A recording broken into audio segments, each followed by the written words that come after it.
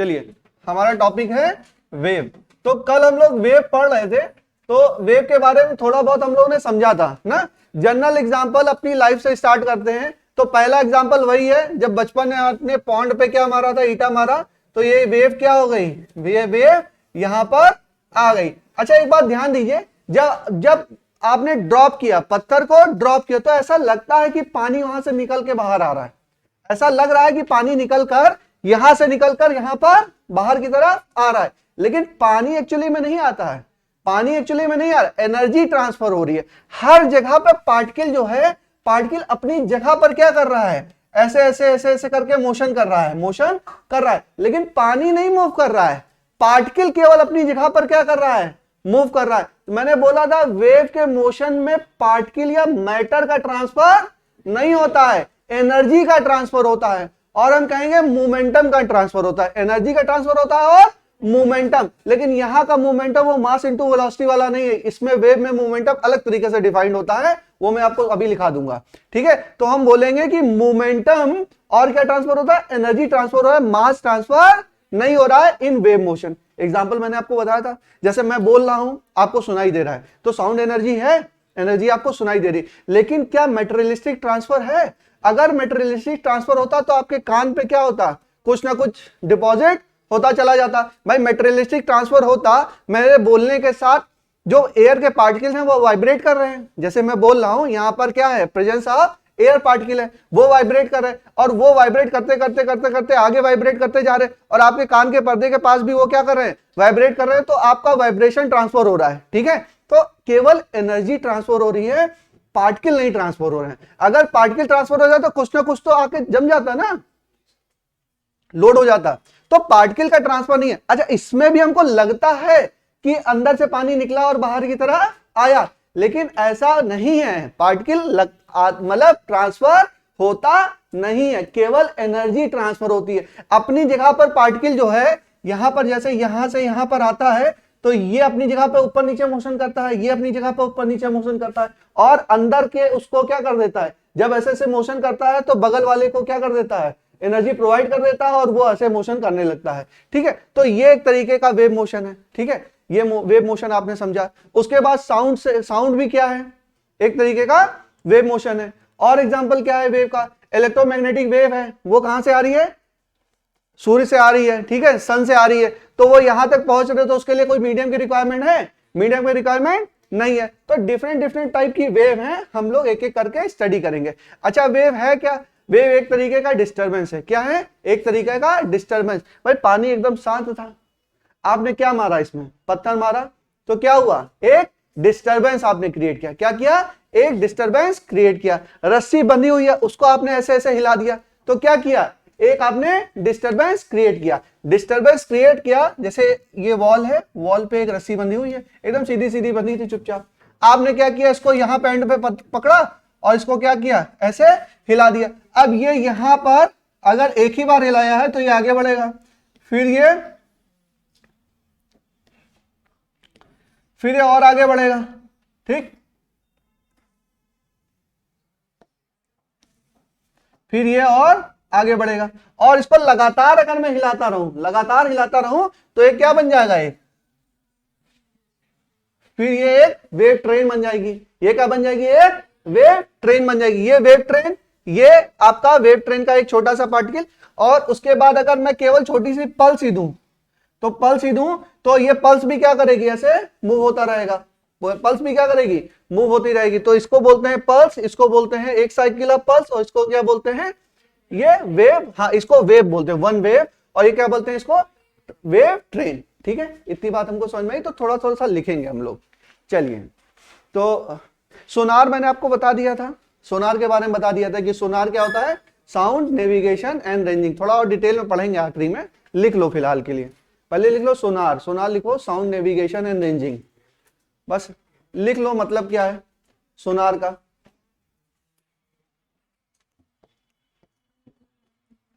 ये वो वाला सोनार नहीं है ज्वेलरी जो बेचता है, कौन है, सोनार ना। सोनार मतलब साउंड का एसओ लिया गया है, नेविगेशन का एन, ए और R, navigation and ranging, sound navigation and ranging, ठीक है। उसके बाद आपको मैंने एग्जांपल बताया था, बैट का एग्जांपल बताया था। जो चमगादड़ होते हैं वो क्या करते हैं, उनके सुपर सेंसिटिव एयर होते हैं, तो इको कोलेशन से वो क्या करते हैं, अपना रास्ता फाइंड आउट करते हैं। कब? अंधेरे में। अंधेरे में देख नहीं सकते हैं, साउंड वेव की मदद से, साउंड वेव की मदद से वो क्या करते हैं, अपना ट्रैक को फाइंड आउट करते हैं, क्योंकि सामने गया, किसी से टकराया, उसके बाद इको होके साउंड क्या हुआ, वापस आया। अच्छा, किसी कमरे में आप हैं, एकदम आप दीवार के पास हैं, अपनी आंखें बंद कर लीजिए, आप एकदम दीवार के पास यहां खड़े हो जाइए, तो आपको पता चल जाएगा कि सामने ऑब्जेक्ट है। आप जब बोलोगे तो एकदम पास में चले जाओ और देखो मत, तो भी आपको क्या होगा, रिफ्लेक्शन फील होगा, रिफ्लेक्शन फील होगा। घर पे करके देख लेना, ठीक है। कुछ बच्चे सोचते हैं पता नहीं होगा कि नहीं होगा, ठीक है। तो क्या होगा, आपको भी रिफ्लेक्शन फील होगा। या कमरा है ना, तो कमरा अगर क्लोज कमरे में बोलिए, अगर छोटा, जैसे छोटा सा कमरा, अभी ये तो कमरा बड़ा सा है, छोटे सा कमरे में आप बोलिए तो आपको लगेगा ये कमरा छोटा सा ही है। किसी छोटे 10 बाई 10 के कमरे में या 5 बाई 5 के कमरे में आप बैठे हुए हैं और वहां पे आप बोलिए, साउंड लिया, तो साउंड तुरंत तुरंत होके रिफ्लेक्ट होके आ रहा है ना आपके पास, तो आपको पता चल रहा है कि आसपास में दूरी क्या है, बहुत ही कम है। और यहां पे खड़े होके बोल रहे हैं तो लग रहा है दूरी अच्छी खासी दूरी है, हमारे पास रिफ्लेक्ट होके इतनी जल्दी वापस नहीं आ रहा। लेकिन ये कमरा इतना ही बड़ा होता, मैं इतनी तेजी से चिल्ला रहा होता, तो क्या होता, मतलब मुझे पता चल जाता कि दूरी क्या है, कम। तो उन्हीं चीजों का यूज करके बैट वगैरह ने किया, कुछ मतलब का नहीं है, जान लिया आपने, समझ लिया कि हाँ ऐसा कुछ होता होगा। चलिए, तो बैट के बारे में लिख लीजिएगा, हो सकता है आपके उसमें आ जाए। इको को लोकेशन यूज होता है, इको लोकेशन यूज होता है इसमें। बैट यूज करता है echo location to find way, to find way during night, during night travel में इको लोकेशन का यूज करके रास्ते का पता करता है। चलिए,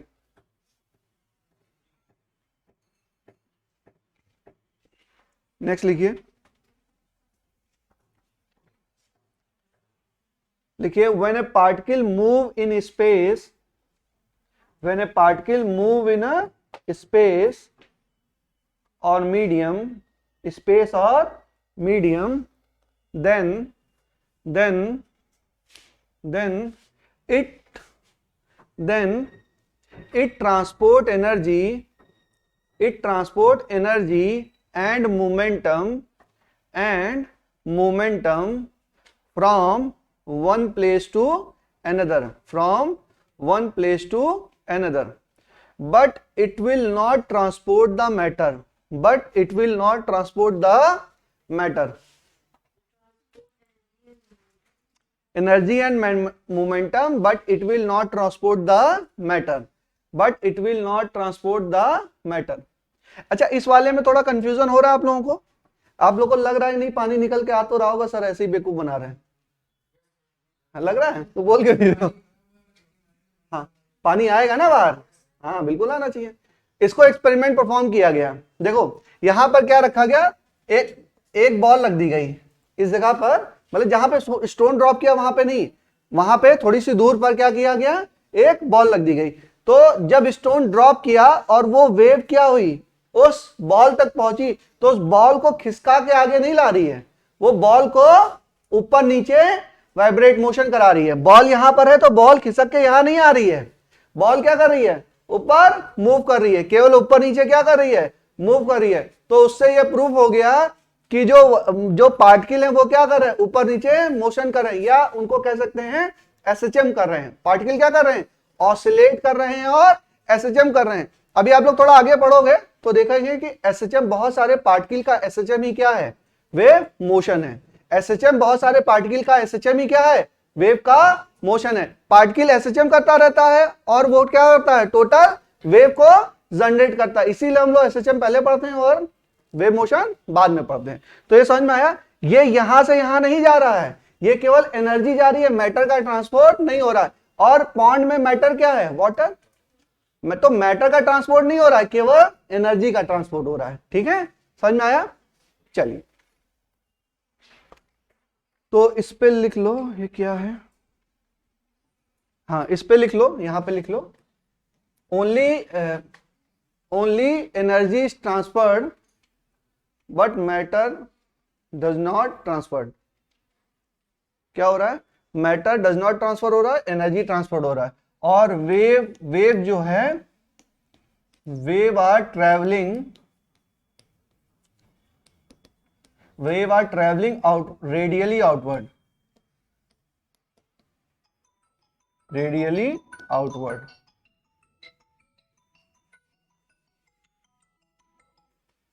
अब ये सब YouTube पे वीडियो पड़े हुए हैं, देख लेना बच्चों। हाँ, उतना अब समय नहीं है वरना उतना डिटेल में पढ़ाने का ना, वरना हम बता देते आपको।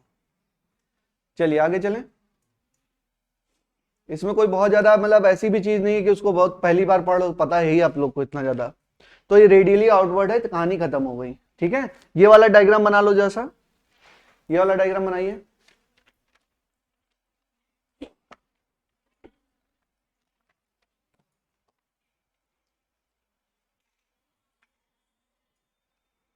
अच्छा, और एग्जांपल देखिए, बचपन में आप लोग स्कूल जाते होंगे, स्कूल में एक साइकिल स्टैंड होता था ना, वहां पे साइकिल लगाते थे। कभी ना कभी गिराया तो होगा ही। हाँ हाँ, देखो सतीश ने बोला हाँ, साइकिल लगी होती थी ना, साइकिल लगी होती है। एक साइकिल यहाँ खड़ी है, ठीक है, मान लो ऐसे ऐसे साइकिल है, देखो ये साइकिल है, फिर ये साइकिल, मान लो ये साइकिल ही है, ऐसे ऐसे अगल बगल में लगी हुई है। और जब कभी किसी से लड़ाई झगड़ा हो गया, तुम गए अपनी साइकिल लगाए और इसको थोड़ा सा धक्का मार दिया, तो उसके बाद क्या हो गया, ये सारी साइकिल क्या कर गई, गिर गई। तो एक वेव टाइप की जनरेट हुई ना, एक वेव जनरेट हुई। तो देखो एनर्जी का ट्रांसफर हुआ। भाई एनर्जी नहीं ट्रांसफर होती तो दूसरे बगल वाली गिरती कैसे, यहां से यहां पर आया, यहां से यहां पर आया, यहां से यहां पर आया। एनर्जी और मोमेंटम क्या हो रहा है, ट्रांसफर हो रहा है। लेकिन क्या साइकिल भी ट्रांसफर हो रही है, भाई ये वाली साइकिल उठ के यहां चली आई नहीं ना। तो क्या हो रहा है, मास ट्रांसफर नहीं हो रहा है, एनर्जी और मोमेंटम ट्रांसफर हो रहा है। तो यहां पर भी क्या हुई, एक वेव जनरेट हुई, और वेव जनरेट हुई तो उसने मास और एनर्जी को ट्रांसफर किया। अरे मोमेंटम और एनर्जी को ट्रांसफर किया, और मास ट्रांसफर हमारा नहीं हुआ, साइकिल थोड़ा ट्रांसफर हो गई, लेकिन मोमेंटम जो उसका था वो ट्रांसफर हो गया, उसकी एनर्जी जो थी वो ट्रांसफर हो गई। तो वेव मोशन में ध्यान रखेंगे कि मैटर का ट्रांसफर नहीं होता है, केवल एनर्जी और मोमेंटम का ट्रांसफर होता है।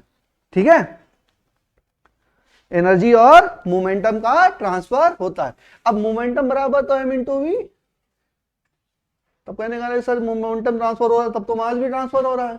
तो इसमें देखो वेव में मोमेंटम को डिफाइन करने का तरीका अलग है, बहुत डिटेल में आपके में नहीं जाएंगे, बोलो तो मैं लिखा देता हूं, दिया नहीं है कहीं आप में, कि बोल दूं मान लोगे, नहीं मानोगे, लिख लो फिर।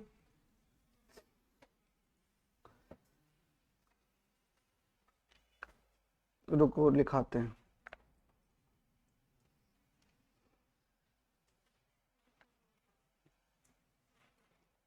अच्छा अभी आगे लिखाएंगे, तो इसे जोड़ के लिखाएंगे। बस ये जानिए कि मास का ट्रांसफर नहीं होता है। ठीक है, अब इसको बना लीजिए, साइकिल वाला बना लीजिए।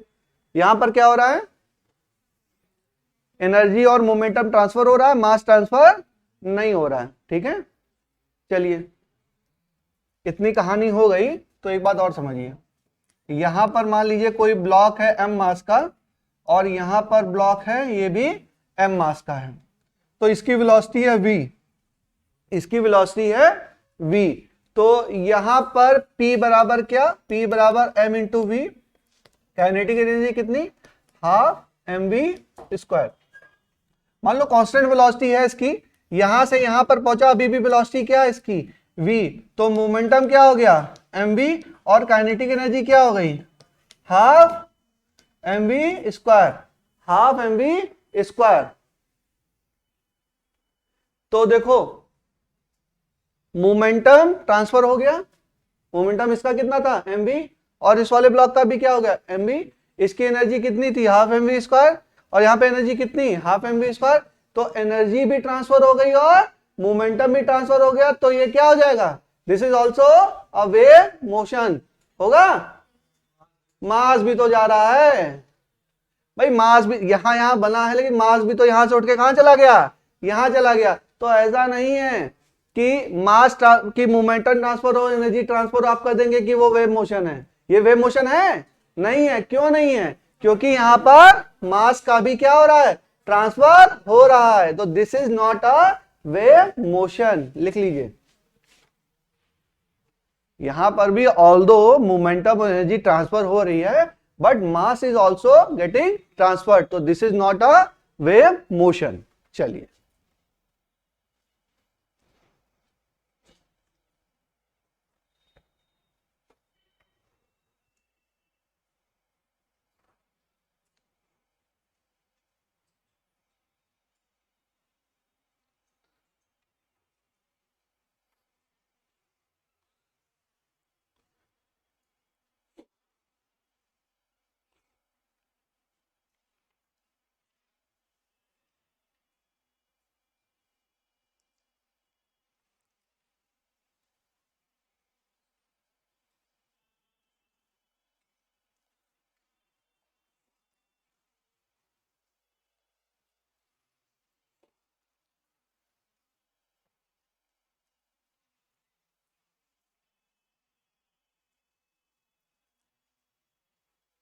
नेक्स्ट लिखिए,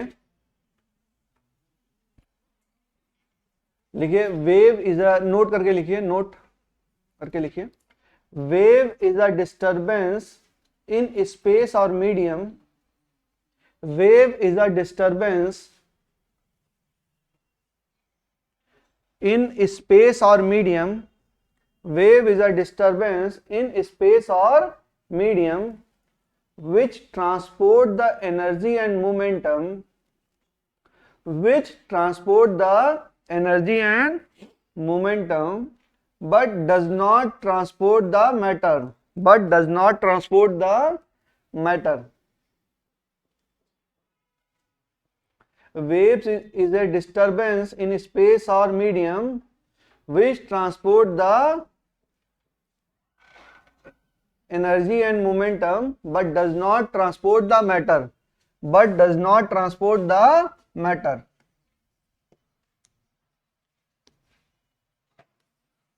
चलिए लास्ट बात करते हैं इसमें। देखो एक आइंस्टीन साहब को पता नहीं क्या समझ में आया, उन्होंने कुछ बात कह दी एक बात इस पे, अब आइंस्टीन ने कही थी भाई तो माननी पड़ेगी ना, इतने बड़े साइंटिस्ट हैं, तो उन्होंने र्यूमर्स जो हैं, र्यूमर्स जानते हैं ना, मतलब किसी के बारे में अफवाह, अफवाह भी वेव मोशन है। आइंस्टीन ने बोला भाई, हम नहीं बोल रहे हैं, हम तो बता रहे हैं, आइंस्टीन ने बोला था अफवाह भी क्या है, एक तरह का वेव मोशन है। बेटा आ सकता है, कोई बड़ी बात नहीं, आइंस्टीन ने बोला है तो आइंस्टीन की बातें तो भाई सब लोग मानते हैं ना, तो हो सकता है कहीं थ्योरी में डाल दें।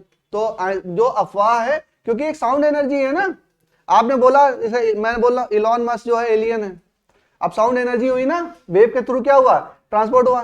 तुम गए ट्विटर पर, तुमने ट्वीट कर दिया, वो भी कुछ एनर्जी से क्या हुआ, ट्रांसपोर्ट हुआ। एनर्जी इलेक्ट्रिसिटी वगैरह एनर्जी वगैरह लगी ना, तो जहां पे एनर्जी लगी वहां पे क्या हो गया, वेव मोशन हो गया। फिर आपने किसी और से बोल दिया तो भी क्या है, मोशन। तो अब एलॉन मस्क बैठे हैं वहां पे अमेरिका वगैरह में, और यहां पर क्या है, यहां पर उनकी बात पहुंच गई, तो कैसे पहुंची, वेव मोशन के थ्रू पहुंची। कैसे पहुंची, वेव मोशन। तो मतलब रूमर्स जो हैं, अफवाहें उड़ती है ना, सुना होगा अफवाह उड़ रही है, तो उड़ कैसे रही है, वेव मोशन के थ्रू उड़ रही है। तो rumours are also example of wave motion given by Einstein. अब आइंस्टीन साहब ने कहा था इसलिए इसको इंपॉर्टेंस दे रहे हैं, और कोई कहता तो नहीं मानते। ठीक है, चलिए कोई बहुत इंपॉर्टेंट चीज नहीं है बेटा, एक कहीं आ गया था तो बता दिया मैंने आपको। ठीक है, जो रूमर्स हैं वो भी क्या है, is a example of wave motion. खत्म हो गई बात, छोटी छोटी बातें हैं, इनमें कोई बहुत इंपॉर्टेंट नहीं है, बट फिर भी आप समझ लीजिए। अब देखो क्लासिफिकेशन ऑफ वेव, अब इंपॉर्टेंट टॉपिक आता है क्लासिफिकेशन ऑफ वेव। हेडिंग डालिए, क्लासिफिकेशन ऑफ वेव। आओ पंडित जी आ जाओ, बैठो।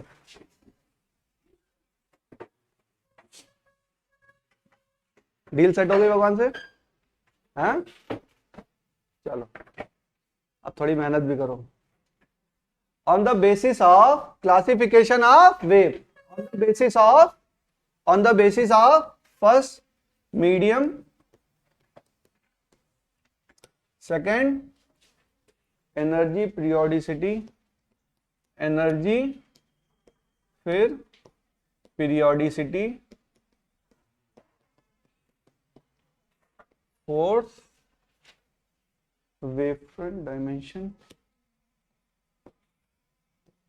Wavefront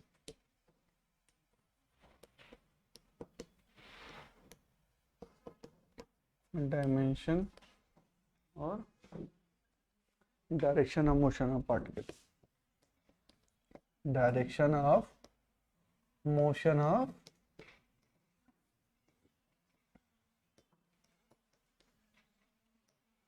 direction of motion of particle. चलिए, और 6 वाले को इंपॉर्टेंट लगा लेना, यही हमको पढ़ना है, ठीक है। ये तो फिर कहानी है केवल। जो वेव्स हैं उनको क्लासिफाई किया गया है on the basis of this 6 factor, basis of medium, basis of energy, basis of periodicity, wave front, dimension और direction of motion of particle. तो जिसमें इंपॉर्टेंट केवल 6 नंबर है, इसी को हम लोग को पढ़ना है, ठीक है। तो लेकिन जान लें, थोड़ा थोड़ा जान तो लें सबके बारे में।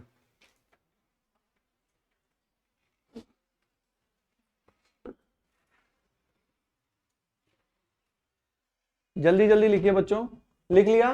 लिख लिया तो पहली हेडिंग डालो, on the basis of medium, on the basis of medium. पहली हेडिंग डालें on the basis of medium. इसमें फर्स्ट लिखिए मैकेनिकल वेव, मैकेनिकल वेव।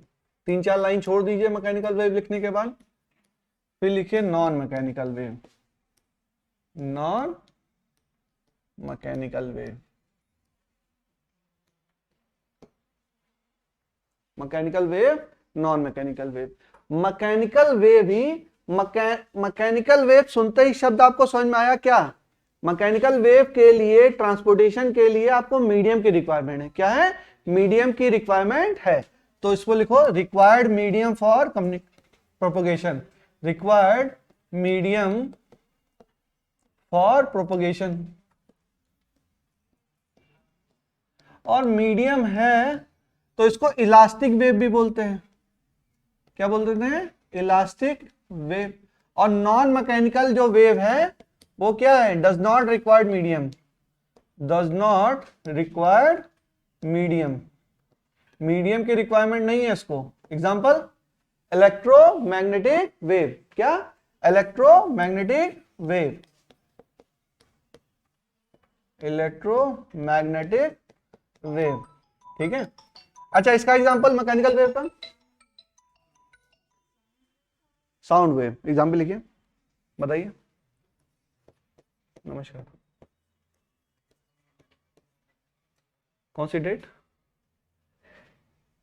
अच्छा अच्छा, हाँ डेट डलवानी है, अभी बताता हूँ, आप बना के भेजिए तब देखते हैं। अभी क्लास में हूँ, हाँ छोड़ दीजिए।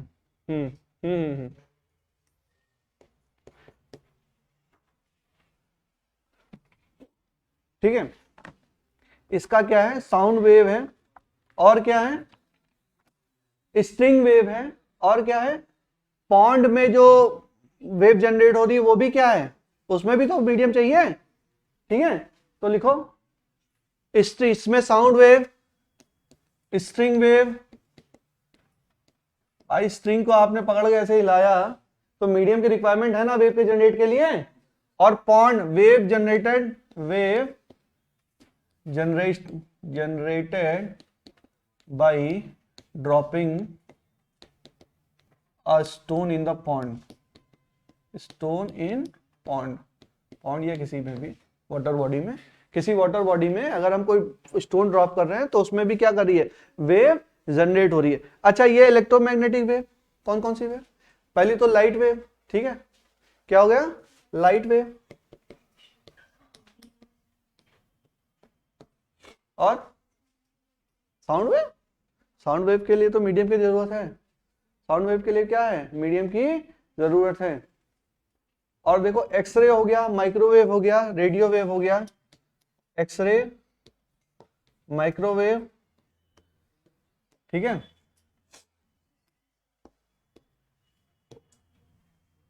हीट भी कह सकते हैं, हीट और थर्मल वेव,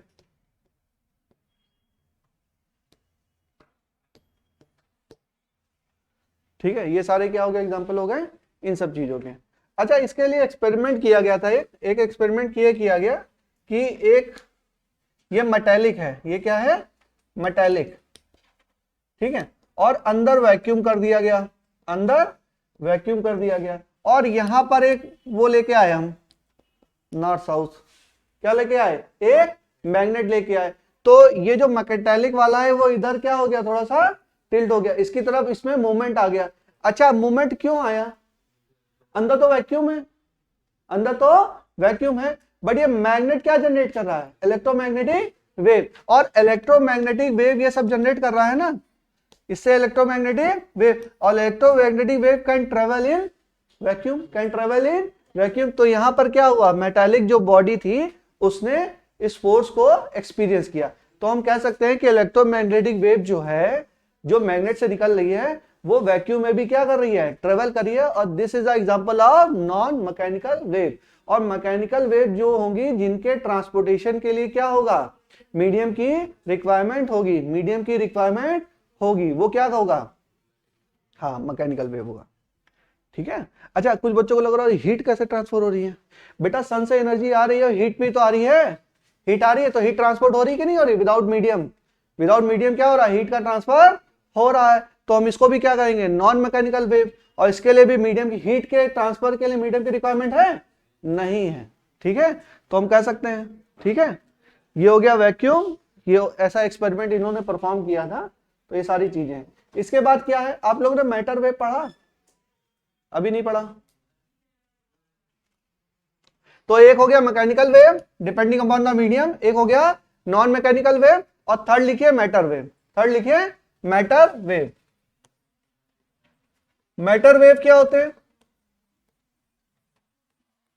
देखो जो फंडामेंटल पार्टिकल है ना, इलेक्ट्रॉन प्रोटॉन न्यूट्रॉन, इनके साथ एक वेव एसोसिएटेड होती है, डी ब्रॉगली वेवलेंथ, याद आया कुछ, ठीक है। तो जो स्मॉल पार्टिकल होते हैं, फंडामेंटल पार्टिकल्स होते हैं, उनमें भी क्या होता है, वेव होती है। तो वो वेव को हम बोलेंगे मैटर वेव, क्या बोलेंगे, मैटर वेव। तो उन वेव्स को बोलते हैं matter wave. The wave associated with the fundamental particles are known as matter wave. Note करो, wave associated with fundamental particle, bracket में electron proton neutron,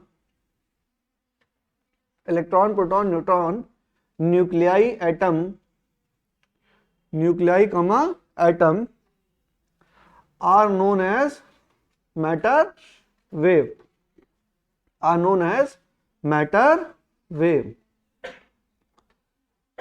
example de Broglie wavelength, नाम सुना है डी ब्रॉगली साहब का, डी ब्रॉगली वेवलेंथ। अब क्या होती है हम लोग देखो न्यूक्लियाई वाले चैप्टर में पढ़ेंगे, पढ़ाऊंगा मैं 12th वाले में, न्यूक्लियाई एटम एंड न्यूक्लियाई है आपके 12th के सिलेबस में, ठीक है। चलिए इतना हो गया, अब देखो उसको बना लो, हो गया, मिटा लो। अच्छा जो मैकेनिकल वेव है उनको हम इलास्टिक वेव भी बोलते हैं, क्या बोलते हैं, इलास्टिक वेव, ठीक है, नोट कर लीजिए। मैकेनिकल वेव है उनको क्या बोलते हैं, इलास्टिक वेव। इलास्टिसिटी जो प्रॉपर्टी है उसके लिए मीडियम की रिक्वायरमेंट तो है ही ना, किसी मीडियम में ही तो होगी, जब इलेक्ट्रोमैग्नेटिक वेव को क्या वो कर सकते हो, मतलब ये तो अलग वेव है ना, ठीक है। चलिए इसमें लिखिए, एक रेंज और लिखा लो, लिखा देता हूं। ये स्टार्ट कहां से होता है, जैसे जो स्ट्रक्चर हमारा वेवलेंथ का वो है, रीजन है, वो क्या है, कहां से स्टार्ट होता है, रेडियो वेव से स्टार्ट होता है, लिखा दो इसको, लिख लो, ये रेडियो वेव है, रेडियो वेव, फिर क्या है ये माइक्रोवेव, उसके बाद इंफ्रारेड, फिर ये हो गया विजिबल, फिर हो गया आपका अल्ट्रा वायलेट, फिर हो गया एक्सरे, और फिर क्या हो गया गामा रे। इसमें क्या हो रहा है, इधर से हम इधर जा रहे हैं तो क्या हो रहा है, फ्रीक्वेंसी इंक्रीज हो रही है, फ्रीक्वेंसी इंक्रीज हो रही है। और इधर से अगर इधर जा रहे हैं तो हम क्या हो रहा है, आपका वेवलेंथ क्या हो रही है, वेवलेंथ डिक्रीज हो रही है, वेवलेंथ आपकी डिक्रीज हो रही है। और इसमें देखो हम किसी भी चीज को देख नहीं सकते, केवल ये विजुअल रीजन है, इसी को देख सकते हैं। और सारी चीजों को हम वेव को देख नहीं सकते हैं, ठीक है। तो ये विजुअल रीजन है। विजुअल रीजन कितना है? 7600 एंगस्ट्रॉन टू 3800 एंगस्ट्रॉन। इसमें जो होगा उसी, अगर ये क्या है एंगस्ट्रॉन मतलब क्या, वेवलेंथ दिया हुआ है, क्या दिया हुआ है?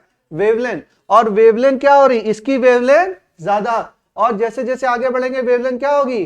कम होगी। इसीलिए ऐसे ऐसे रेंज लिखी गई है 7600 माइनस 3800, पहले वेवलेंथ ज्यादा और बाद में वेवलेंथ कम, ठीक है। आगे हम लोग पढ़ेंगे। अच्छा, इस चीज की स्टडी ही क्या कहलाएगी? Geometrical optics. ज्योमेट्रिकल ऑप्टिक्स में हम लोग क्या करेंगे?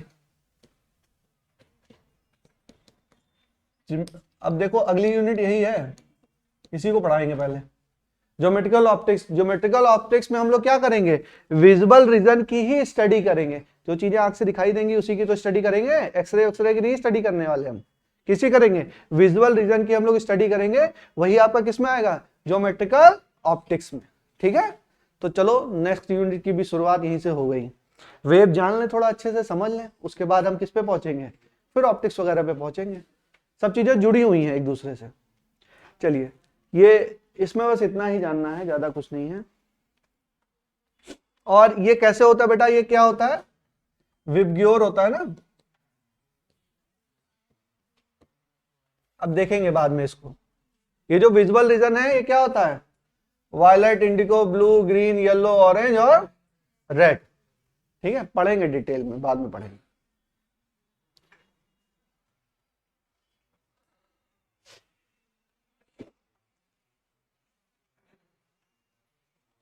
वैसे होता शायद उल्टा ही है, याद आ रहा है?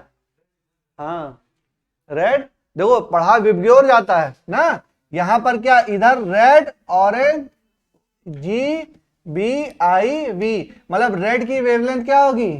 ज्यादा, ऑरेंज की उससे कम, येलो की उससे कम। पढ़ाएंगे बाद में, ठीक है। याद ऐसे ही किया जाता है। विबग्योर, विबग्योर क्या है?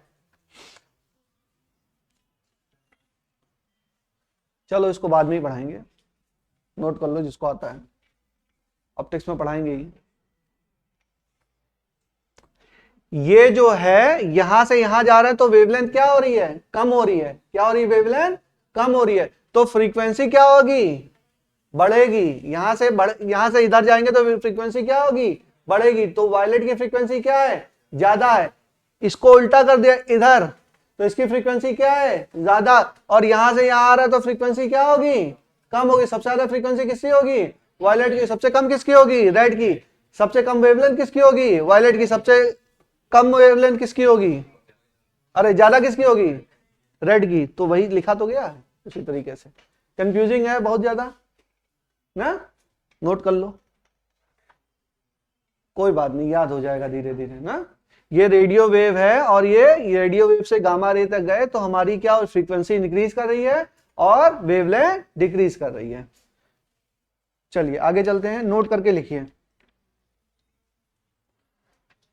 लिखिए, sound can travel in vacuum, sound can not travel in vacuum, but light energy can travel in vacuum.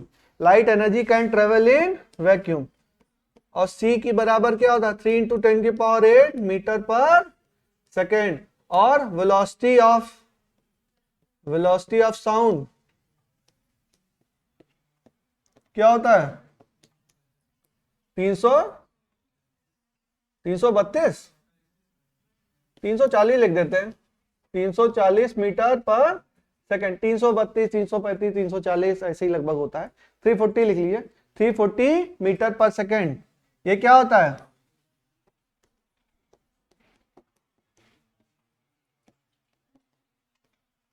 अच्छा, दिवाली तो गए हुए बहुत दिन नहीं हुए अभी। दिवाली में रॉकेट जलाते हैं, पटाखा फूटता है, तो देखिए उसकी रोशनी पहले आपको दिखाई देती है, सुनाई बाद में देता है। पहले आपको क्या करता है? ऐसे ब्रश, रोशनी सी फैल जाती है, उसके बाद साउंड की आवाज आती है। क्यों? क्योंकि जो साउंड एनर्जी है उसकी स्पीड क्या है? बहुत ही कम है। और लाइट की स्पीड क्या है? बहुत ही ज्यादा है। तो जब वो ब्रश करता है तो आपको दिखाई देता है कि हाँ हो गया, उसके बाद में आवाज बाद में आती है। आवाज बाद में आती है। जैसे बादल भी जैसे फटते हैं या बिजली कड़कती है तो देखिए कि लाइट्स जो होती हैं पहले आ जाती हैं और उसकी साउंड क्या होती है? बाद में आती है। इसीलिए आती है क्योंकि साउंड की स्पीड क्या है, कम है, और लाइट की स्पीड क्या है, ज्यादा है। पता ही होगा आपको, नहीं पता है तो जान लीजिए, वैसे पता होगा, कोई इसमें बहुत विशेष चीज नहीं बता दी हमने। चलो नेक्स्ट लिखो energy, on the basis of energy. हो गया, खत्म हो गया पहला, on the basis of medium. Second लिखिए on the basis of energy.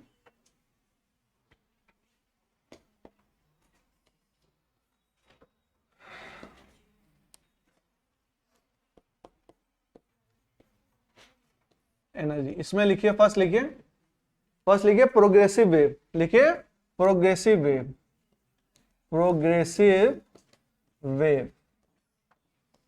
Progressive wave में क्या होता है, प्रोग्रेसिव वेव इसमें लिखिए it a wave which travel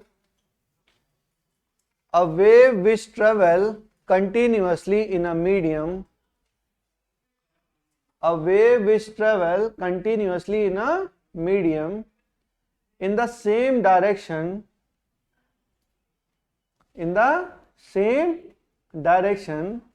without change in its amplitude. A wave which travel continuously in a medium in the same direction without change in its amplitude. Wave है कोई, progressive wave है, तो मतलब उसका क्या कर रहा है, एम्पलीट्यूड वगैरह चेंज नहीं हो रहा है, डायरेक्शन वगैरह चेंज नहीं हो रही है, और चुपचाप अपना वेलोसिटी उसकी क्या है, वेलोसिटी उसकी कांस्टेंट है। वेलोसिटी क्या है इसकी, वेलोसिटी आपकी कांस्टेंट है, तो इसको बोलते हैं प्रोग्रेसिव वेव। ठीक है, सेकंड लिखिए स्टैंडिंग वेव, सेकंड लिखिए standing wave.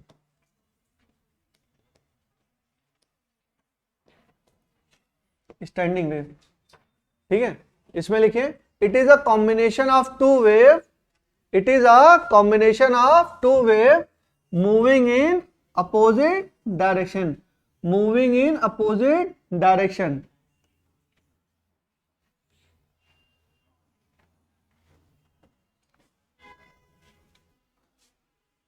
Moving in opposite direction, having same amplitude and frequency, having same amplitude and frequency,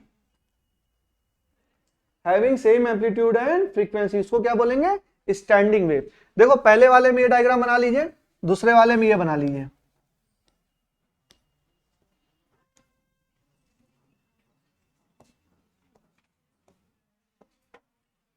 देखो ये वेव ऐसे जा रही है और ये वेव उल्टी आ रही है, तो ये वेव जाती रहेगी और वापस सेम एम्पलीट्यूड सेम फ्रीक्वेंसी की वेव आ जाएगी, तो ये क्या होगा, ऐसा लगेगा कि ये खड़ी है, स्टैंडिंग है, वेव का ट्रांसपोर्टेशन हो ही नहीं रहा है, बट ट्रांसपोर्टेशन तो हो रहा है ना, एक वेव जा रही है और एक वेव आ रही है। तो अगर ये मैं डायरेक्शन ना बनाऊं तो आपको लगेगा ये तो खड़ा है ना, कि डायरेक्ट यहां से देखो ये एक इधर गया और ये एक इधर आया, तो ये क्या है, स्टैंडिंग वेव है। क्या है, स्टैंडिंग वेव है। खत्म हो गई बात, बना लीजिए डायग्राम।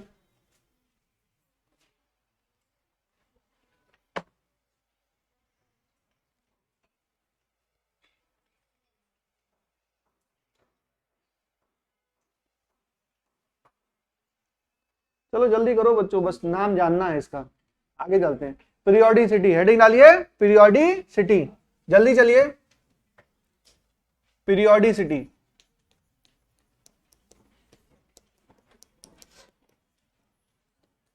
पीरियोडिसिटी, पीरियोडिसिटी में ये है कि देखो मान लो इस पे एक स्प्रिंग लगी है और इस पे क्या कर रहे हैं कि एक मास है, और यहां से एक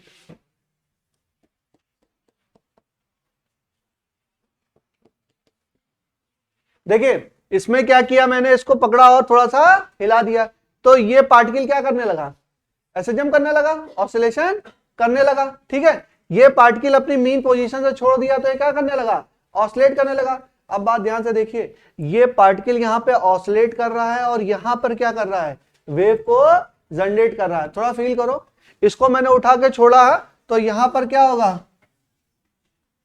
भाई, रस्सी तो ऐसे मूव करने लगेगी ना, अगर इसको छोड़ेंगे तो रस्सी क्या करेगी, इस तरह का मूवमेंट। तो पार्टिकल क्या कर रहा है, पार्टिकल कैसा कर रहा है, ऊपर नीचे मोशन कर रहा है, ऑसिलेशन कर रहा है, एसएचएम कर रहा है। ठीक है, वो प्रोवाइड क्या कर रहा है, एक वेव मोशन को प्रोवाइड कर रहा है।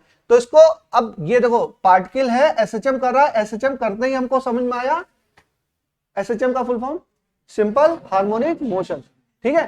तो ये पार्टिकल क्या कर रहा है, हार्मोनिक मोशन कर रहा है और बना क्या रहा है, वेव बना रहा है। तो इस वेव को बोलते हैं हार्मोनिक वेव। क्या बोलते हैं, हार्मोनिक वेव।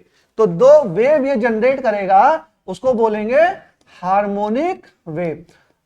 और आपके सिलेबस में 99% जितनी वेव हैं वो क्या है, हार्मोनिक वेव ही हैं। क्या है, हार्मोनिक वेव भी हैं।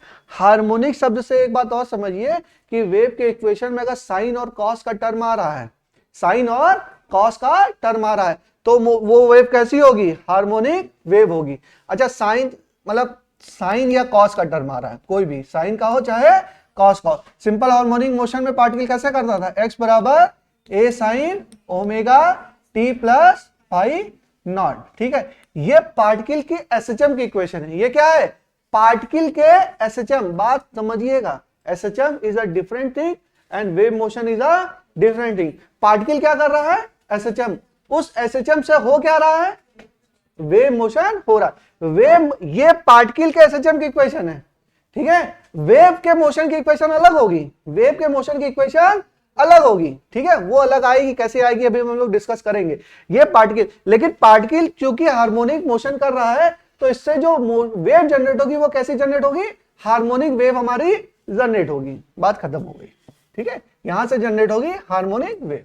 अच्छा इसके अलावा क्या जनरेट हो सकता है, पीरियोडिसिटी। अगर मान लो ये चूहा घुस गया चद्दर के अंदर और ये क्या कर रहा है, बार बार ऐसे आगे आगे क्या कर रहा है, मूव कर रहा है ना, अरे होता है ना कभी कभी। तो ये ऐसे क्या करता है, मूव करता चला, तो इसको बोलते हैं पल्स। क्या बोलते हैं इसको, पल्स। लिखा चुका हूं मैं, ठीक है। और तो एक ये हो गया फर्स्ट पॉइंट, ये हो गया सेकंड, और तीसरा लिखो, अगर इस तरह का मोशन हो रहा है तो उसको बोल देंगे वेव ट्रेन। क्या बोल देंगे, वेव ट्रेन। अब वेव ट्रेन कैसी भी हो सकती है बेटा, ऐसे भी हो सकता है और ऐसे भी हो सकता है। नहीं ऐसे नहीं होगा, अभी मत बनाओ, चलो ऐसे ही बनाओ वेव ट्रेन। पता नहीं क्वेश्चन बनेगी नहीं बनेगी, क्वेश्चन चेक करनी पड़ेगी, ठीक है। यहां तक समझ में आया। ये हो गया हार्मोनिक, ये हो गया पल्स, ये हो गया वेव ट्रेन, ठीक है। तो पीरियोडिसिटी ऐसी होगी,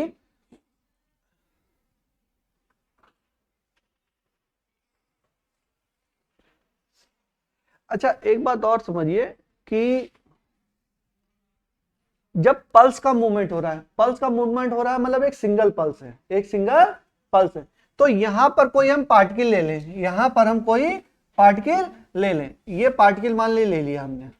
तो पार्टिकल पहले क्या कहां पर था, ये रेस्ट पर था बेटा। यहां जब पल्स यहां पर है तो पार्टिकल ये वाला जो था वो यहां पर रहा होगा ना बेटा। देखो जब पल्स यहां पर है, इस जगह पर है, तो ये वाला पार्टिकल, ये जो यहां पर है, ये वाला पार्टिकल अभी तो यहां पे होगा ना। फिर जब पल्स आई तो पहले ये पार्टिकल रेस्ट पे है, फिर ये पार्टिकल किस पे आ गया, मोशन पे आ गया। और जब ये पल्स आगे बढ़ गई तो फिर किस पे आ गया, ये फिर ये रेस्ट पे आ गया, ठीक है।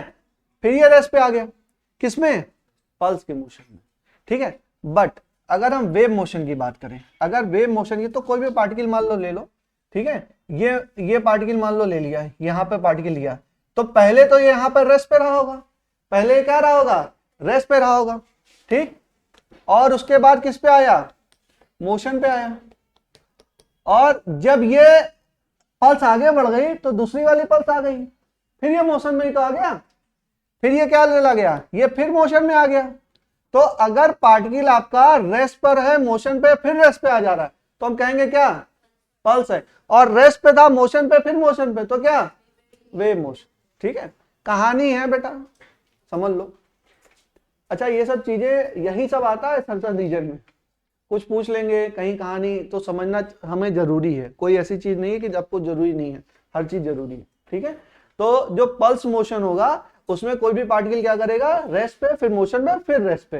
पल्स आगे निकल गई भाई, जैसे बता रहे थे ना, चूहा है मूव कर रहा है, तो एक ही तो चूहा है, वो पहले यहाँ पर है, फिर यहाँ पर, फिर यहाँ पे, पूरी चद्दर में क्या कर रहा है, वो घूम रहा है।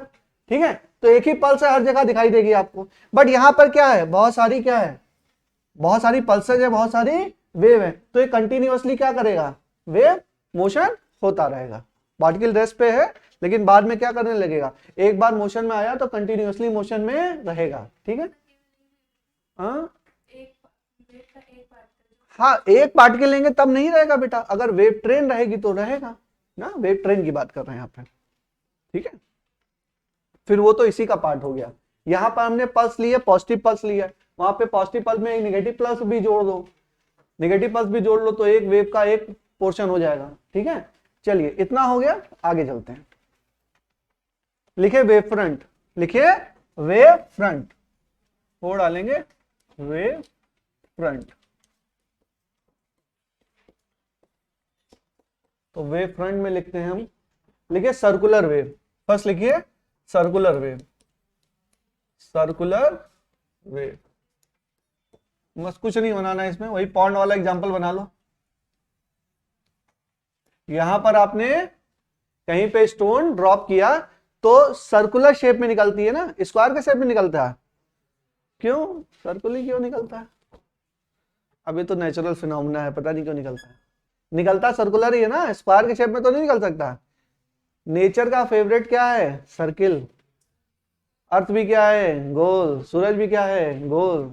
नेचर को, क्योंकि ये क्या कर रहा है, सरफेस एरिया को हमेशा क्या करना चाहता है, मिनिमाइज करना चाहता है, सरफेस एरिया को क्या करना चाहता है, मिनिमाइज करना चाहता है।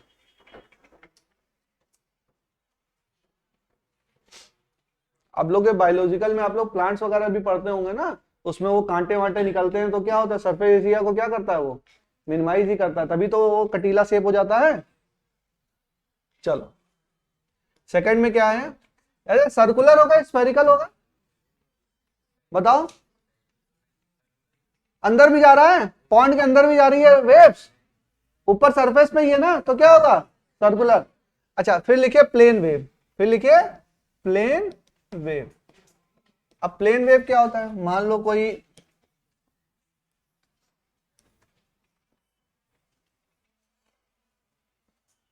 ठीक है, और यहां पे स्प्रिंग लगी हुई है, स्प्रिंग लगी हुई यहाँ पे, ठीक है, और इसको मैंने थोड़ा सा ऐसे प्रेस करके छोड़ दिया, तो यहां से जो वेव निकलेगी, इस प्लेन से जो वेव निकलेगी उसको बोलेंगे प्लेन वेव। एक प्लेन लगा हुआ है, ठीक है, उसको मैंने क्या, स्प्रिंग को ऐसे दबा के छोड़ दिया, दबा के छोड़ दिया, तो ये प्लेन क्या करने लगा, एसएचएम करने लगा, और इसके एसएचएम के कारण क्या हुआ, वेव जनरेट हुई, तो उसको बोलेंगे प्लेन वेव। जो प्लेन से निकली हुई वेव क्या है, प्लेन वेव है। ठीक है, और जो सर्किल है उसके द्वारा वेव है क्या है, सर्कुलर वेव। थर्ड लिखिए स्फेरिकल, थर्ड लिखिए स्फेरिकल, जहां से वेव निकल रही है उसी को बोलते हैं wave front. Depend spherical wave, example light bulb, light bulb जो होता है चारों दिशाओं में रोशनी देता है ना, चारों दिशाओं में बोलना गलत है, हर दिशा में रोशनी देता है, चार दिशा नहीं, हर दिशा में क्या होता है, बल्ब जो है, ठीक है, ये हर दिशा में रोशनी दे रहा है ना, और क्या सर्कुलर शेप में दे रहा है, नहीं, स्फेरिकल शेप में दे रहा है। ये रोशनी निकल रही बल्ब की ना, हर जगह निकल रही है, तो क्या है, सर्कुलर स्फेरिकल दिशा में, तो इसको क्या बोलेंगे, स्फेरिकल वेव। क्या बोलेंगे, स्फेरिकल वेव। खत्म हो गई बात, ऐसे बना लो, थोड़ा वेव टाइप का बनाओ। ये बल्ब है, लाइट बल्ब है, इसको लिख लो, ये क्या है, लाइट बल्ब। क्या है, लाइट बल्ब। लाइट बल्ब आपका स्फेरिकल दिशा में क्या कर रहा है, वेव को जनरेट कर रहा है। नेक्स्ट लिखिए डायमेंशन।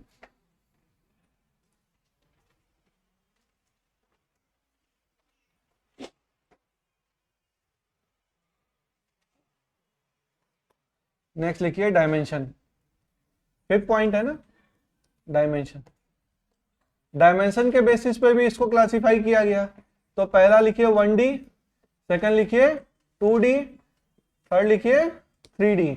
1D 2D 3D मतलब 1 डायमेंशन, 2 डायमेंशन एंड 3 डायमेंशन। वही एग्जांपल जो अभी पढ़ा, 1D में क्या है, स्ट्रिंग वेव, जो स्ट्रिंग वेव है क्या है, 1 डायमेंशनल वेव है। जो 2D है वो क्या है, सर्कुलर वेव, सर्कुलर वेव।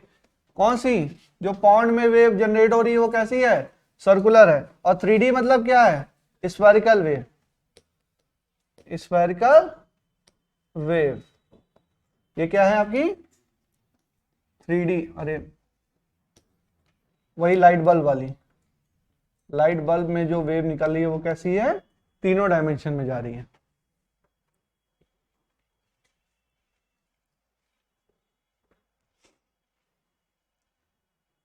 देखो अब बच्चे कहेंगे सर ये तो स्ट्रिंग में तो ऊपर नीचे दोनों जा रहा है, तब आपने कैसे कह दिया 1D मोशन है। अरे कंफ्यूजन तो अपने बताओ, मैं ही कंफ्यूजन बता रहा हूं आप लोगों को। ये जो स्ट्रिंग है इसमें तो बेटा ऊपर नीचे दोनों मोशन हो रहा है कि नहीं, तो इसको 1D क्यों बोल दिए।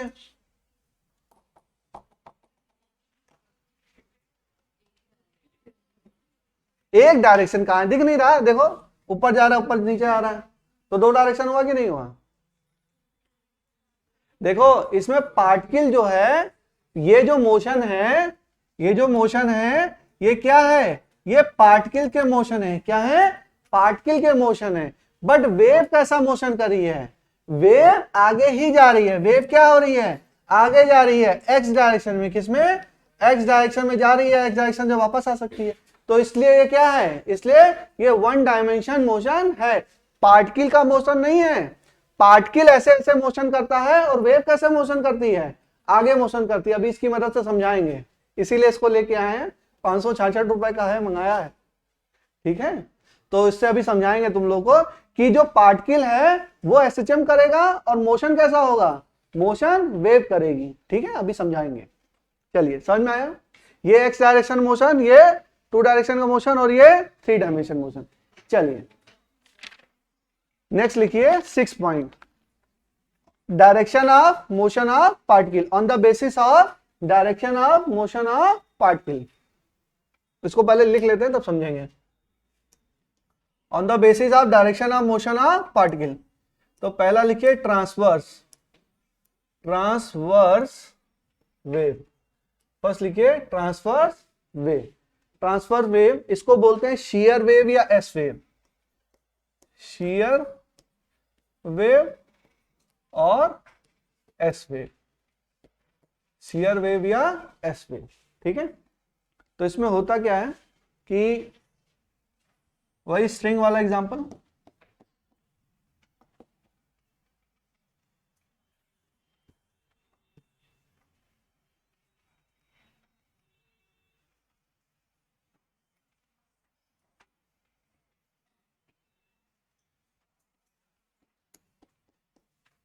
तो देखो पार्टिकल जो है, यहां पे पार्टिकल जो है पहले ऊपर जा रहा है फिर ये नीचे आ रहा है। और वेव कैसे है, वेव का मोशन, ये वेव मोशन है, ठीक है ना।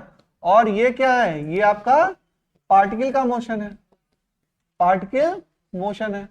तो देखो वेव मोशन और पार्टिकल मोशन क्या है, एक दूसरे के परपेंडिकुलर है। पार्टिकल ऐसे ऐसे मूव कर रहा है और वेव आपकी आगे जा रही है। तो यहां पर हम कह सकते हैं कि propagation of wave is perpendicular to the motion of particle. Propagation of wave is perpendicular to the motion of particle. लिख लो, लिखिए propagation of wave, propagation of wave is perpendicular to direction of motion of particle, to direction of motion of particle. Propagation of wave is perpendicular to direction of motion of particle, ठीक है। तो particle कैसा motion कर रहा है, देखो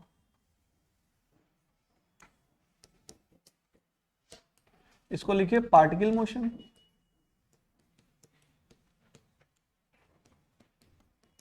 तो particle motion, ठीक है।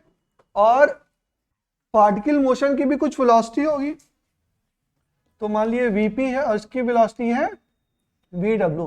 तो VP and VW are not equal.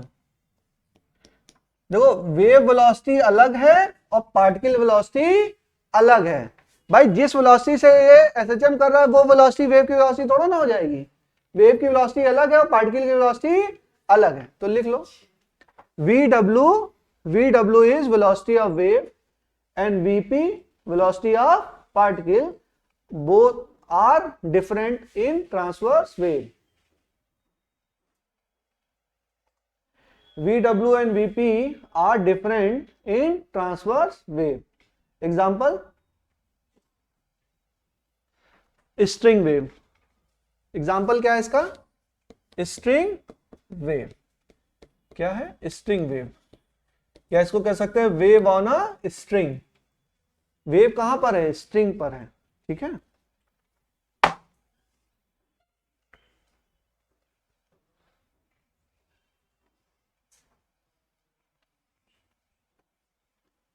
देखो एक बात और, जो ट्रांसवर्स वेव है ना, इसको शियर वेव या एस वेव भी कहते हैं. शियर का मतलब क्या होता है? शेयर का मतलब क्या होता है? नहीं, वो वाला शेयर नहीं है, वो वाला शेयर नहीं है. शेयर, देखो शेयर, शेयर आया है शेयरिंग से, वो वाला शेयरिंग नहीं बेटा. इसको बोलते हैं हिंदी में, क्या बोलते हैं, मैं लिख के लाया हूं, अपरूपण तनाव. क्या बोलते हैं? अपरूपण. अरे समझ में यहीं से आएगा, तनाव. अपरूपण तनाव. देखो शब्द सही क्लियर है. अपरूपण तनाव मतलब अगर हम इसको क्या करें, इसको डिफॉर्म करें, इसके शेप को डिफॉर्म करें, तो ये शेप में वापस नहीं आता है. ये शेप में, shear is a property of matter, जिसमें क्या है कि अगर हम उसको चेंज करें, उसके शेप में चेंज करें, तो वापस वो नहीं आता है, वापस नहीं आ पाता है. तो ये कहते हैं कि ट्रांसवर्स वेव जो होती है, this only exist in solid and on the surface of liquid. On the surface of liquid, क्योंकि जो सरफेस जो लिक्विड है, जो सरफेस ऑफ लिक्विड है, सरफेस टेंशन पढ़ा दिया. तो बोला था ना, एक तनी हुई झिल्ली की तरह बिहेव करती है वो ना. क्या होती है इंग्लिश में, क्या बताया था यार, भूल ही गया मैं, क्या बताया था? इलास्टिक मेम्ब्रेन ना. क्या बोला था? Elastic membrane. इलास्टिक मेम्ब्रेन, हाँ. तो इलास्टिक मेम्ब्रेन है, तो एक तरीके से सॉलिड बॉडी की तरह बिहेव करी. कैसी करी है भाई? जो सरफेस ऑफ लिक्विड है वो कैसा है? एकदम सॉलिड बॉडी की तरह बिहेव कर रहा है. तो सॉलिड बॉडी, सॉलिड्स और वाटर की सरफेस पर क्या होगा? हमारा ट्रांसफर वेव हो सकता है, हमारा ट्रांसफर वेव हो सकता है. और अभी पढ़ेंगे longitudinal wave. Longitudinal wave only exist in gas and liquids. Gas and liquid. तो इसीलिए इसको क्या बोलते हैं? इसको बोलते हैं शियर वेव भी बोलते हैं, एस वेव भी बोलते हैं. बहुत ध्यान रखेंगे बच्चों. इसको ट्रांसवर्स वेव जो होती है उसको एस वेव कहते हैं और शियर वेव बोलते हैं. और ये किसमें एग्जिस्ट करती है? सॉलिड में और सरफेस ऑफ वाटर. तो लिख लीजिए इसको, transverse wave are only possible in solid, are only possible in and surface of liquid.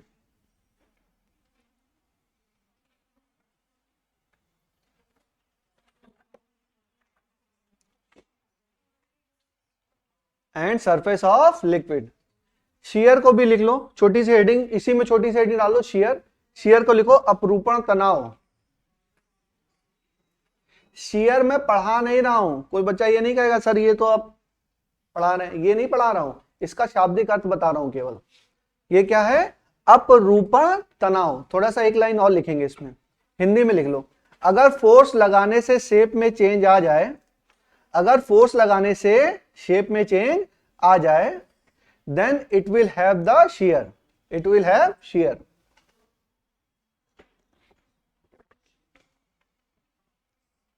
अगर फोर्स लगाने से शेप में चेंज आ जाए, then it will have shear.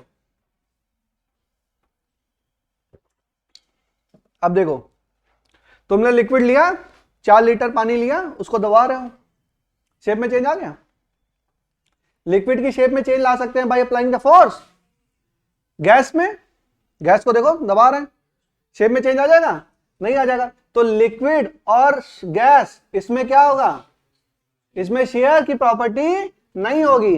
जब शेयर की प्रॉपर्टी नहीं होगी तो उसमें हमारी ट्रांसवर्स वेव भी नहीं होगी. तो जिस पार्टिकल में, जिस मीडियम में हमारी शेयर की प्रॉपर्टी होगी, उसमें क्या होगा? उसमें ट्रांसवर्स वेव हमारा एग्जिस्ट करेगा. बट देखो सरफेस में अगर वो मैं बोलूं कि जो वाटर की सरफेस है, जैसे चाय है ना, तो चाय में देखते हैं भैया दूध में मलाई जम जाती है, वाटर सरफेस है ना, उसमें फोर्स लगाएंगे तो उसका शेप क्या होगा, चेंज हो जाएगा, निकाल के आप फेंक भी देते हैं। तो पानी भी का शेप भी चेंज कर देते हैं, पानी का शेप नहीं चेंज कर सकते हैं, लेकिन पानी की जो अपर सरफेस है उसका शेप हम चेंज कर सकते हैं। तो उसमें भी क्या है, शेयरिंग की प्रॉपर्टी है, शेयर की प्रॉपर्टी है, तो उसमें भी हम बोलेंगे क्या है, ट्रांसफर वेव है। लिक्विड और गैस में ट्रांसफर वेव नहीं है। क्या क्लियर है सबको? चलिए नोट कर लीजिए इतनी बात, फिर लिखिए, हाँ एग्जाम्पल इसका लिखा दिया मैंने। नेक्स्ट लिखिए लॉन्गिट्यूडनल वेव।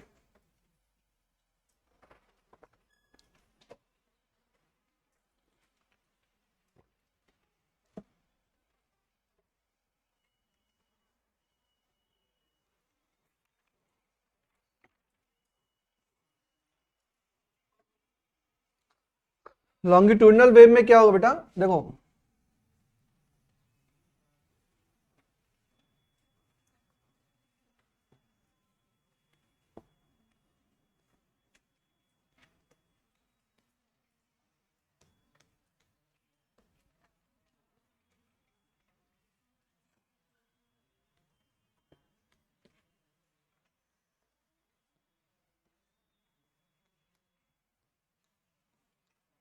मतलब पार्टिकल कैसे कैसे मोशन कर रहे हैं, पार्टिकल भी ऐसे मोशन कर रहा है और वेव भी क्या है, इसी दिशा में जा रही है, वेव मोशन। और ये क्या है, ये है पार्टिकल मोशन, पार्टिकल मोशन। तो जिस दिशा में पार्टिकल का मोशन उसी दिशा में क्या है, वेव का मोशन। एग्जांपल क्या है, साउंड वेव। क्या है, साउंड वेव। जैसे मैं बोल रहा हूं ना, तो वेव मेरी सामने आ रही है ना, आपको सुनाई दे रही, तो जहां पर क्या कर रहे हैं, पार्टिकल हम आपका वाइब्रेट कर रहा है, पार्टिकल यहां वाइब्रेट, फिर यहां वाइब्रेट, फिर यहां वाइब्रेट, आपके पास भी क्या हुआ, वाइब्रेट होता चला गया, ठीक है। और वेव भी क्या हुई, आपके पास पहुंचती चली गई। तो जिधर पार्टिकल का मोशन है उधर ही वेव का मोशन है, तो उसको क्या बोलेंगे हम, लॉन्गिट्यूडनल वेव। एग्जाम्पल क्या है, साउंड वेव, ठीक है। इसको बोलते हैं प्रेशर वेव या पी वेव, लॉन्गिट्यूडनल वेव, इसको बोलते हैं प्रेशर वेव। ध्यान रखेंगे, प्रेशर वेव और पी वेव, ऐसे पी वेव और एस वेव करके ही आएगा। लॉन्गिट्यूडनल ट्रांसवर्स फेवरेट नहीं है अब इनके, 12वीं तक फेवरेट है, उसके बाद ये पी वेव और एस वेव के टर्म में बातें करते हैं। एस वेव आते ही आपको समझ में आ गया, अरे ट्रांसफर वेव की बात हो रही है। पी वेव लिखा तो ऐसे ही कैसे आ गया, लॉन्गिट्यूडनल वेव की बात हो गई, ठीक है। इसमें भी समझिए,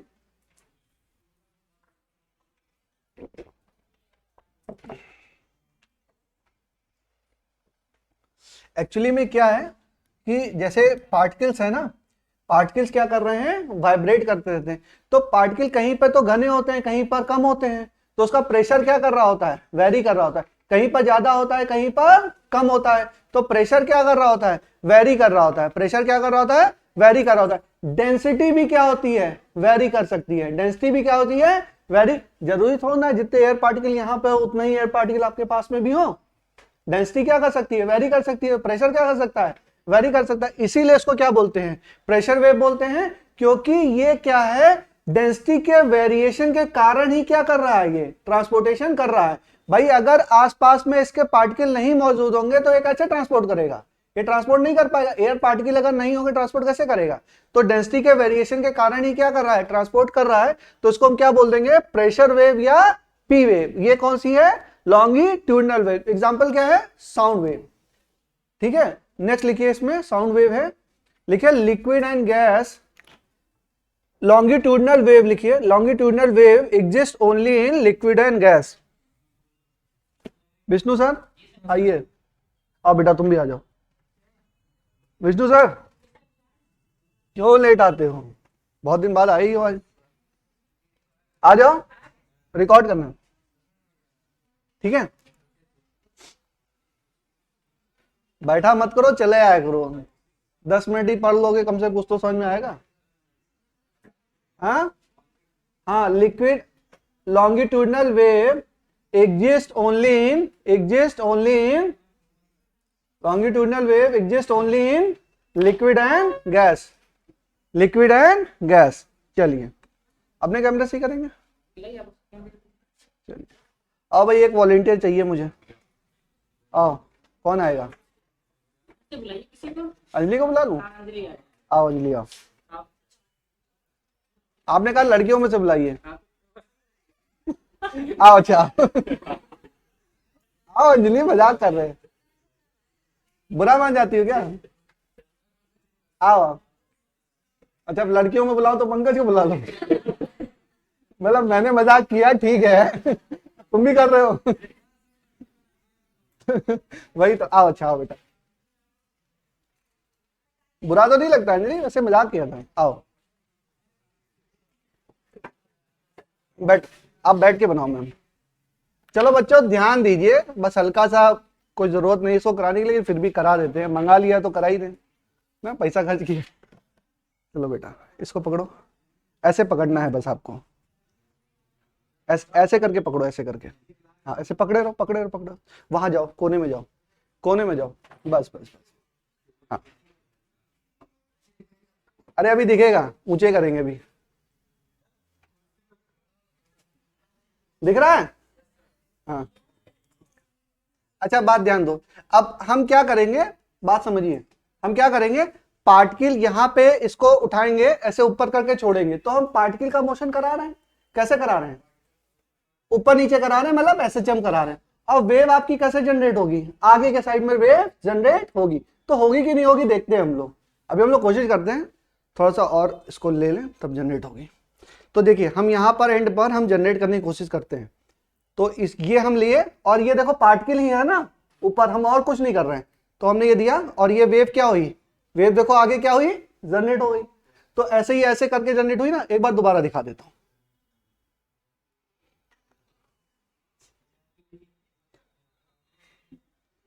अरे समझ में आ रहा है ना? देखो इस पार्टिकल को मैं एसएचएम करा रहा हूं, पार्टिकल को ऊपर लेके गया, और पार्टिकल को तो ऊपर लेके गया, अब ये नीचे आएगा पार्टिकल, लेकिन ये जनरेट क्या करेगा? दिख रहा है सबको? खड़े हो जाओ जिसको नहीं दिख रहा, ठीक है? तो ये क्या करेगा, ये वेव को जनरेट करेगा। देखो वेव हमारी क्या हुई, वेव हमारी जनरेट हो गई। तो पार्टिकल के एसएचएम के कारण ये कौन सी वेव है? ट्रांसवर्स वेव है। क्या है? Transverse wave. तो लॉन्गिट्यूडनल भी कर लेते हैं, ये क्या हो गई? ट्रांसवर्स वेव हो गई। अब बस बस बस रुकी रहो अभी। हाँ अब रुके रहो। अब देखो, अभी हमने क्या मोशन किया था, अभी हमने पार्टिकल का मतलब वर्टिकल दिशा में लेके गए और हमारा ट्रांसवर्स वेव क्रिएट हुई। अब हम क्या करना चाहते हैं, लॉन्गिट्यूडनल, तो ऐसे मोशन कराना। तो अभी देखो इसको हम पकड़ के छोड़ेंगे, तो ये क्या करेगा, ये ओपन हो जाएगा। ये ओपन होगा तो इसी दिशा में ओपन होगा ना, सीधे की दिशा में। तो वाइब्रेशन कैसा होगा भाई, वाइब्रेशन आपका ऐसे ऐसे ही होगा ना, और वो जनरेट कर देगा क्या, वेव को जनरेट कर देगा। तो उसको देखते हैं हम, एक पार्टिकल, भाई थोड़े से पार्टिकल है ना यहीं पे तो जनरेट कर रहे हैं, और इसका इफेक्ट देखिए पूरा वेव को जनरेट करेगा। देखिए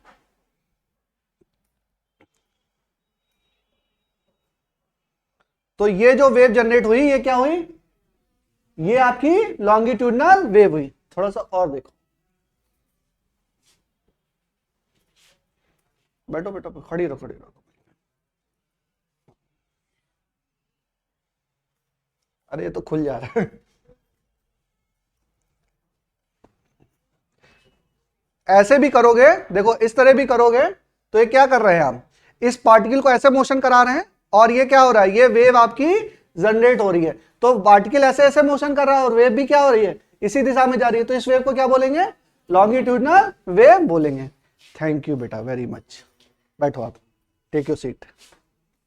ठीक है, समझ में आ गया?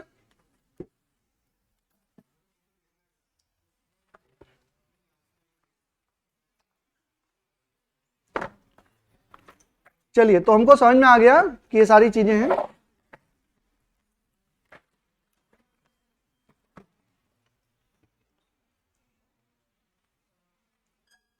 देखिए एक बात और समझा देते हैं, ये हो गया, हाँ अच्छा, ये आपका हो गया लॉन्गिट्यूडनल वेव हो गया, और क्या हो गया आपका, ट्रांसवर्स वेव।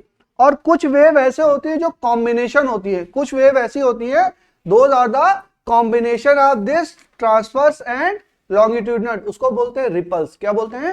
रिपल्स। तो लिख लो, some waves are combination of these two transverse and longitudinal wave.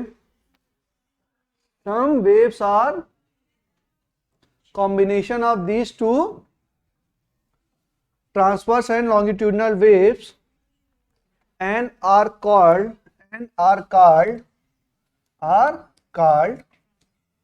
as ripple wave. Ripple wave क्या कहलाता है? रिपल वेव कहलाता है। ठीक है, चलिए। Some waves are combination of this longitudinal and transverse wave and those are known as ripple wave. Ripples जो होते हैं वो कॉम्बिनेशन होते हैं ट्रांसवर्स और लॉन्गिट्यूडनल वेव के।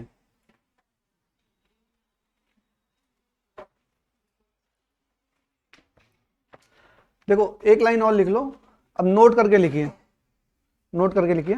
The momentum of an electromagnetic wave, the momentum of an electromagnetic wave is energy carried by the wave, energy carried by the wave divided by speed of light, energy carried by the wave, energy carried by wave divided by speed of light, speed of light.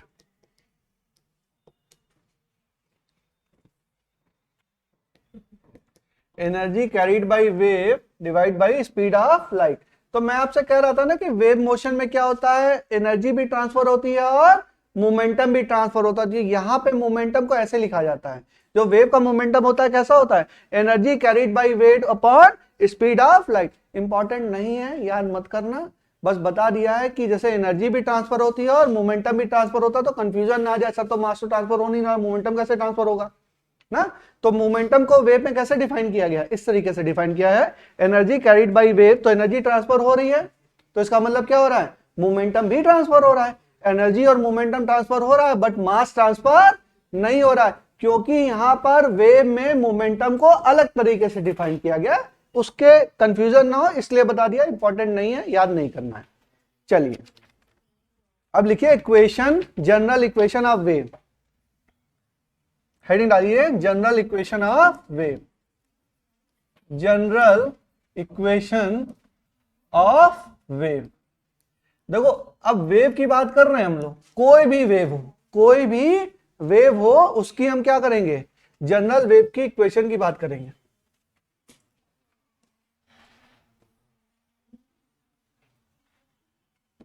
ठीक है, तो particle,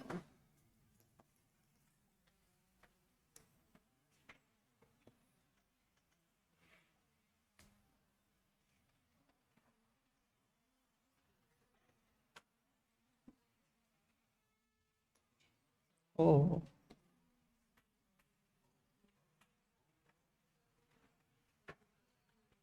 ठीक है, तो देखो particle है, तो ये हो गया आपका, ये मत बनाओ, यहां से बनाओ,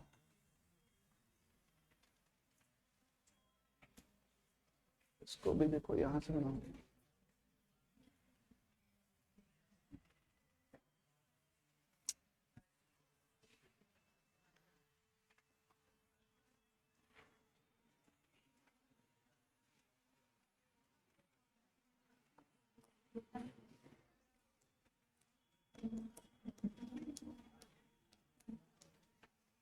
displacement of particle, displacement of particle y, displacement of particle y, ठीक है, और ये हो गया x, ये हो गया x।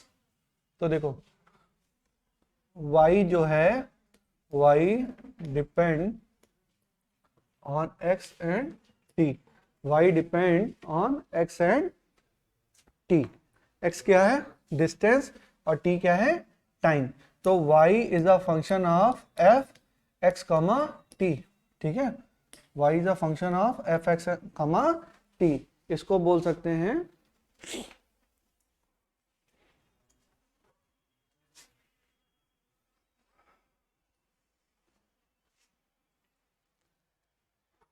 देखो इसमें एक बात समझो बच्चों, थोड़ा समझ लीजिए।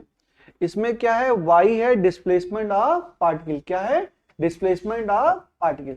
कोई क्वांटिटी है तो डिस्प्लेसमेंट ऑफ पार्टिकल है, तो y क्या है? डिस्प्लेसमेंट है। y क्या है? डिस्प्लेसमेंट है। लेकिन जरूरी नहीं कि हमेशा ये क्या हो? डिस्प्लेसमेंट हो। क्या क्या हो सकता है? आपका प्रेशर हो सकता है, और क्या हो सकता है? डेंसिटी हो सकता है, इलेक्ट्रिक और मैग्नेटिक फील्ड हो सकता है। किसी में भी अगर ऑसिलेशन होगा, किसी भी चीज में अगर ऑसिलेशन होगा, तो आपको क्या जनरेट कर देगा? वो आपका वेव जनरेट कर देगा। उसी को तो हम लोग ने पढ़ा, प्रेशर वेव पढ़ रहे हैं, वो वेव पढ़ रहे हैं। तो ये जरूरी नहीं कि ये हमेशा क्या हो? डिस्प्लेसमेंट हो। क्योंकि सबसे आसान होता है जैसे स्ट्रिंग वेव। क्या होता है सबसे आसान? क्या होता है? जैसे दिखाई देता है ना, स्ट्रिंग वेव है तो उसमें हम मूवमेंट कर रहे हैं तो डिस्प्लेसमेंट दिखाई देता है ना। स्ट्रिंग ऊपर जाती है, स्ट्रिंग नीचे आती है, तो डिस्प्लेसमेंट हम लोग देख सकते हैं। तो सारी जो चर्चा होगी वो स्ट्रिंग वेव को ही लेकर होगी। स्ट्रिंग वेव को हम एज्यूम करके चलेंगे। लेकिन जरूरी नहीं है कोई क्वेश्चन पूछ ले कि जनरल इक्वेशन, और ये क्वेश्चन आया भी हुआ है, बात समझिए, डीपली समझिए, कि जो ऑसिलेशंस हो रहे हैं वो प्रेशर के भी ऑसिलेशंस हो सकते हैं, डेंसिटी के भी ऑसिलेशन हो सकते हैं, इलेक्ट्रिक और मैग्नेटिक फील्ड के भी ऑसिलेशन हो रहे हैं। और वो क्या भाई, इलेक्ट्रोमैग्नेटिक वेव आ कैसे रही है? ईएम वेव आपने पढ़ा है ना, ये इलेक्ट्रिक फील्ड, ये मैग्नेटिक फील्ड, और यहां पर क्या? यहां पर प्रोपगेशन ऑफ वेव। तो कैसे वेव जनरेट हो रही है? ये इसमें ये क्या कर रहा है? ऑसिलेट। ये क्या कर रहा है? ऑसिलेट। और यहां पर क्या हो रहा है? वेव जनरेट हो रही है ना। तो यहां पर क्या हो रहा है? ऑसिलेशन। यहां पर क्या हो रहा है? ऑसिलेशन। तो इलेक्ट्रिक और मैग्नेटिक फील्ड का क्या हो रहा है? ऑसिलेशन। तो जो y में इक्वेशन जो y है उसमें क्या क्या आ सकता है? आपका डिस्प्लेसमेंट आ सकता है, प्रेशर आ सकता है, डेंसिटी आ सकता है, इलेक्ट्रिक एंड मैग्नेटिक फील्ड आ सकता है। इनके ऑसिलेशन ही क्या प्रोवाइड करते हैं? आपके वेव को प्रोवाइड करते हैं। बेटा electromagnetic wave light energy sun से निकली और यहां तक पहुंच गई, यहां तक पहुंच गई। कैसे पहुंच गई? क्योंकि इसकी इलेक्ट्रिक फील्ड भी क्या कर रही है? ऑसिलेट कर रही है, मैग्नेटिक फील्ड भी ऑसिलेट कर रही है, और उसके कारण क्या है? Direction of propagation of wave है। ठीक है, वो हमारे तक पहुंच रहा है। तो यहां पर लिखेंगे कि y जो है, y क्या क्या हो सकता है? लिख लो, y इज, लिखो y is a quantity which is oscillating. y is a quantity which is oscillating. Question आया हुआ है, आ सकता भी है। y is a quantity which is oscillating. y can be displacement, y can be displacement, comma pressure, comma density, comma electric and magnetic field. Electric and magnetic field, electric and magnetic field. जैसे बेटा देखो, अभी अभी आपको मैंने पढ़ाया ना transverse wave, उसमें समझा दिया ना कि अगर पार्टिकल, क्या अभी जो एक्सपेरिमेंट हम लोग कर रहे थे, पार्टिकल को क्या कराया मैंने? ऑसिलेट कराया, उससे क्या हुई? वेव जनरेट हुई। तो क्या थोड़ा दिमाग में आ रहा है कि अगर ऐसा भी यहां पर ऑसिलेशन होगा और यहां पर ऑसिलेशन होगा तो शायद वेव इधर जा पाए? ऐसा कुछ दिमाग में आ रहा है? पढ़ा तो था ये, लेकिन फील नहीं आ रहा था। अब थोड़ा सा दिमाग में आ रहा है। अगर इसमें भी ऑसिलेशन हो, इसमें भी ऑसिलेशन हो, तो वेव कैसी इधर जा सकती? क्योंकि अभी यहाँ पे मोशन कराया तो वेव कैसे होगा? आगे चली गई। तो कुछ फिनोमेना हो रहा होगा। अब क्या हो रहा होगा उसको हम लोग पढ़ेंगे। हम लोग ये इलेक्ट्रोमैग्नेटिक वेव जो पढ़ेंगे ये 12th वाले सिलेबस में पढ़ेंगे, ठीक है, और मतलब आगे पढ़ेंगे। और जो स्ट्रिंग वाला वेव है, लॉन्गिट्यूडनल वेव है, और क्या है? ट्रांसवर्स वेव है। ये सब हम लोग अभी वेव वाले में पार्ट में डिस्कस करेंगे, ठीक है। तो इतनी सारी चीजें हो गई कि y डिपेंड किससे कर रहा है? x और t पर, ठीक है, डिस्टेंस और टाइम पर डिपेंड कर रहा है। और y क्या है? y आपका डिस्प्लेसमेंट, और क्या है? डेंसिटी, प्रेशर, इलेक्ट्रिक और मैग्नेटिक फील्ड। तो ये बताओ कि हाँ, अब तो सबसे इंपॉर्टेंट क्या है? मान लो स्ट्रिंग वेव है, कोई हमने स्ट्रिंग क्या की? जनरेट की। यहां पर क्या हुआ? y है। तो y जो है, y को हम लिखे हैं, मान लो y है हमारा, y को बोलते हैं 2x² plus 2x t² plus x upon T. x upon T, और y है मान लो 2x plus 3t square, 2x plus 3t square. ठीक है, तो देखो देखिए बच्चों, एक बात और समझिए, y जो फंक्शन है x और t पर डिपेंड कर रहा है। y जो फंक्शन है x और t पर, ये फंक्शन नहीं है, इक्वेशन नहीं है, जनरल एग्जांपल है। ये एग्जांपल लिखो, ये एग्जांपल्स हैं। अब देखो, अगर ये x और t पर डिपेंड कर रहा है और t बराबर 0 पर, t बराबर 0 पर y क्या हो जाएगा, y हो जाएगा इनफाइनाइट। t बराबर 0 पर y क्या हो जाएगा, इनफाइनाइट। तो ये वेव की इक्वेशन कभी नहीं हो सकती, ये वेव की इक्वेशन कभी नहीं हो सकती। For all value of x and t y should be defined, for all value of x and t y should be defined. y define होना चाहिए, ऐसा नहीं है कि y इनफाइनाइट हो जाए। x t की वैल्यू 0 रखोगे तो समथिंग अपॉन 0 क्या, इनफाइनाइट, और इनफाइनाइट में कुछ भी प्लस करोगे तो क्या आएगा, इनफाइनाइट। तो t बराबर 0 पर y क्या हो जा रहा है, इनफाइनाइट हो जा रहा है। तब तो ये इक्वेशन वेव की इक्वेशन हो ही नहीं सकती है, बिल्कुल नहीं हो सकती है। ऐसा तोड़ो ना बेटा, देखो ये पार्टिकल है, स्ट्रिंग है, तो ये क्या बता रहा है, स्ट्रिंग का एम्पलीट्यूड ये y तो बता रहा है। ठीक है, अब ये y इनफाइनाइट थोड़ा ना हो जाएगा, y इनफाइनाइट थोड़ा ना हो जाएगा, y इनफाइनाइट नहीं हो सकता। t बराबर 0, t बराबर 0 का मतलब हमने स्टार्ट ही किया है, जस्ट स्टार्ट ही किया, तो उसका एम्पलीट्यूड क्या इनफाइनाइट था, इनफाइनाइट नहीं था। जनरल सेंस में हम समझेंगे कि y जो है हमेशा डिफाइन होना चाहिए for all value of x and t। अच्छा, यहां पर क्या है, x और t की हर वैल्यू के लिए y डिफाइन है, तो ये वेव इक्वेशन हो सकती है, ये वेव इक्वेशन हो सकती है। कैन बी लिखोगे, can be the wave equation, लेकिन होगी कि नहीं होगी ये अभी हम पता करेंगे, अभी हम कह नहीं सकते हैं। हो सकती है क्योंकि y सब वैल्यू के लिए डिफाइंड है, y सब वैल्यू के लिए डिफाइंड है।